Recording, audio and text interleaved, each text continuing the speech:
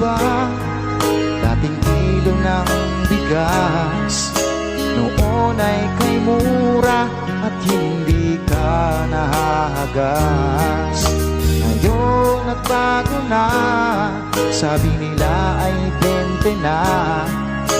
Totoo ba? Isa palang istorya.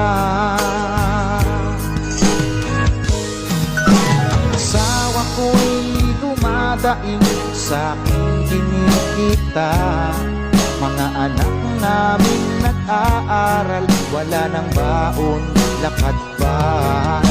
Ang lagi niyang daing, sila ba'y magtatapos pa sa kanila pagpasok sa eskwela.